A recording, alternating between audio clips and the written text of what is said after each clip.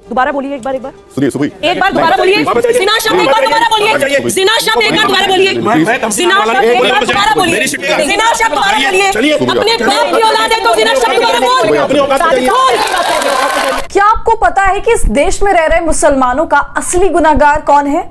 कौन है जो इस देश के एक धर्म विशेष को रोज विवादों की मंडी में जलील होने के लिए पेश करता है? और कौन है वो लोग जिसने सबसे ज्यादा मुसलमानों को चोट पहुंचाया है? यकीनन आपके जहन में नाम गोदी मीडिया या कुछ ऐसी ताकतों का आएगा जो सत्ता में बैठी हैं, लेकिन ये दोनों जवाब पूरी तरह से सही नहीं है। जी हां, मुसलमानों की सबसे बड़ी दुश्मन ना तो गोदी मीडिया है और ना ही मौजूदा सत्ता, बल्कि इस देश के करीबन 30 करोड़ की आबादी के दुश्मन वो लोग हैं जो उसी धर्म से आते हैं और खुद को उसके ठेकेदार बताकर उन्हें गालियां दिलवाते हैं, प्रोपेगेंडा करने में साथ देते हैं और खुद जलील होकर पूरी कौम को जलील करते हैं। नमस्कार, आदाब, आप देख रहे खबर अड्डा और मैं हूं आपके साथ सुंबुल ईरम। जी, हम बात कर रहे हैं उन मौलानाओं की जो आपको अक्सर गोदी मीडिया के चैनलों पर आए दिन दिखाई पड़ते हैं। वही मुसलमानों के ठेकेदार जिन्होंने जितना मुसलमानों का पक्ष नहीं रखा है उससे कहीं अधिक उन्हें बदनाम करने में गोदी मीडिया का सहयोग किया है। और ये अब अहम समय है कि इस देश के मुसलमान ये समझ लें कि जब अपना ही सिक्का खोटा हो तो दूसरों पर उंगली उठाने का कोई फायदा नहीं होता। और टीवी डिबेट के ये मौलाना वही खोटे सिक्के हैं। याद कीजिए कि कब गोदी मीडिया के किसी भी डिबेट में मुस्लिम धर्म के प्रतिनिधियों से सही व्यवहार किया गया है? कब उन्हें इतनी इज्जत दी गई है जो सत्ता या किसी दूसरे धर्म के प्रतिनिधियों को दी गई है?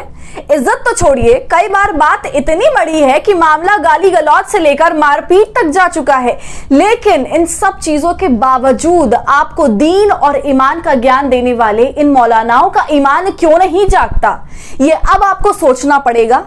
हाल ही में जो कुछ भी न्यूज 18 पर हुआ वही फिर टीवी 9 पर सुबूही खान ने एक मौलाना के साथ दोहराने की कोशिश की। एक के बाद एक ऐसे मामले सामने आते रहते हैं और बावजूद इसके इन मौलानाओं का हर शाम उन्हीं चैनलों पर और उन्हीं गालीबाज पैनलिस्ट के साथ मौजूद रहना ये साफ करता है कि ये आपके लिए वहां नहीं जाते, बल्कि वहां जाने का सीधा कनेक्शन उनकी अपनी जेब से है।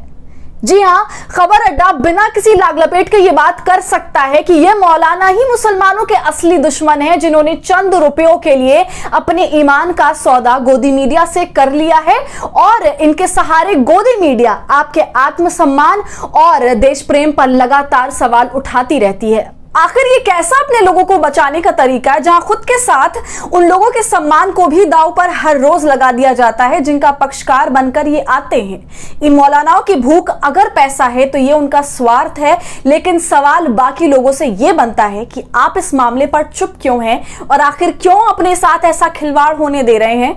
क्यों है ये चुप्पी और क्यों ऐसे मौलानाओं का विरोध नहीं होता जो इस देश के मुसलमानों को बार बार बेइज्जत करवाने के मामले में सीरियल ऑफेंडर हैं? आखिर जो एक धर्म विशेष के प्रतिनिधि बनकर आते हैं वो जब चुपचाप गाली से लेकर थप्पड़ तक नेशनल मीडिया में खाते हैं तो वो तमाचा सिर्फ उनके लिए नहीं होता है, बल्कि ये तमाचा पूरे धर्म के लोगों को रसीद किया जाता है।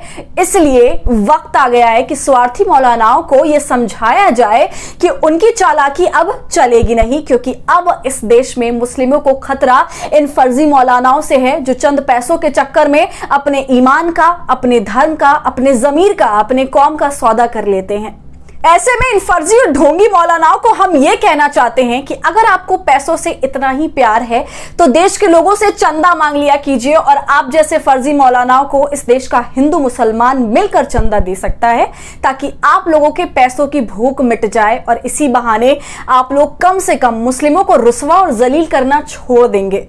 तो मुसलमानों के पीठ में छुरा घोंप रहे ऐसे फरेबियों पर क्या है आपकी राय? हमसे कमेंट सेक्शन में जरूर साझा कीजिए। और हमारे फ्री जर्नलिज्म को आपके सपोर्ट की जरूरत है, वो तभी होगा जब आप जितना ज्यादा थैंक्स के बटन का इस्तेमाल करेंगे और इससे हमारी हौसला अफजाई करेंगे। साथ ही अगर अब तक आपने हमारे चैनल खबर अड्डा को यूट्यूब पर सब्सक्राइब नहीं किया है तो इसे अभी कर लीजिए।